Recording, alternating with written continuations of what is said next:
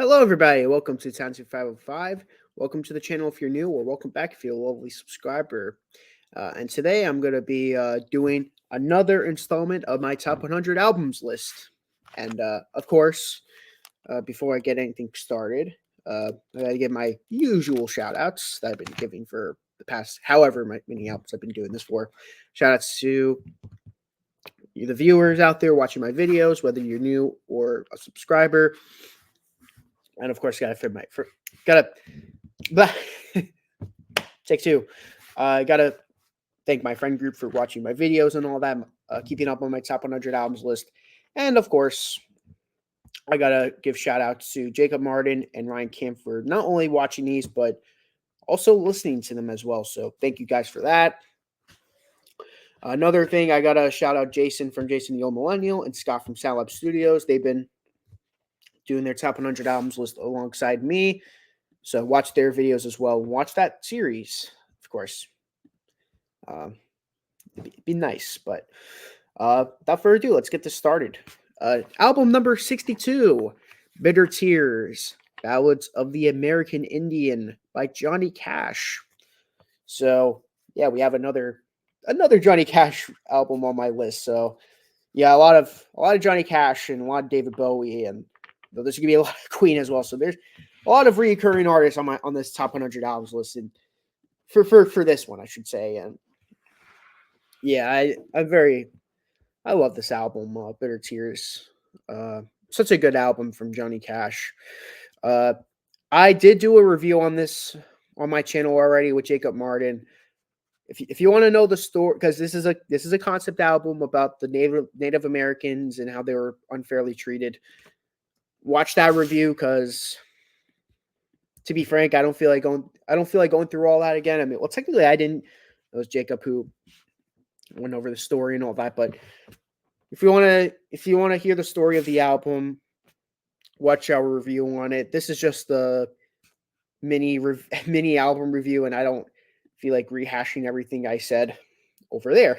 So if you have a problem with that, well, too bad. Sorry, I don't know. I don't want to be mean, but yeah. But without further ado, let's get it started. This album was released October 26th, 1964. This was his 12th studio album released by him. And as I mentioned before, this is a concept album. So without further ado, let's actually start reviewing the contents of the album. Opening song on the album, As Long as the Grass Shall Grow. This is such an amazing way to open up the album. I really enjoy it. It definitely sets a mood for the album. This is not a happy album, and it makes it pretty clear that this is not gonna be a happy album. So there's that. Apache Tears, probably my least favorite on the album, but I still think it's a pretty good song, because it's still a song I thought was pretty good. Custer, I mean, if you know the history of General Custer, you know he's not a good guy, and the song this is kind of a song that kind of proves that. I really like it. Song itself. I mean, the Custer guy himself. I'm not a guy you would ever want to meet, but good song. The Talking Leaves, good way to close out the first side. Probably the most uplifting song on the album, but let's not say much. This is still a extremely dark album. Side 2, The Ballad of Ira Hayes. This is an amazing single. This is one of my favorites on the album. And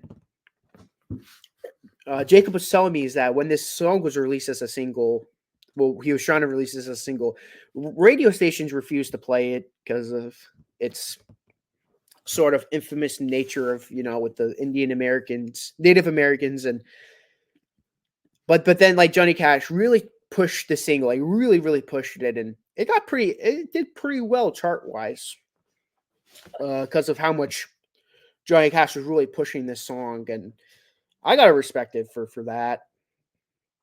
Drums, pretty good song. I think it's a pretty good song. White Girl, another big highlight on the album for me, and The Vanishing Race. it's an interesting way to close out the album. Definitely leaves you off on a note for sure. But this is an album we gotta listen to for yourself. I don't really have much to add on it because I don't want to go too in depth on the story because, like I said, I'm we it's not really a story, but the concept.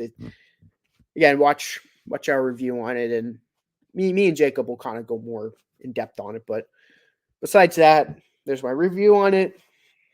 Top five: number five, Drums; number four, Custer; number three, The Ballad of Ira Hayes; number two, White Girl; and number one, Vanishing Race.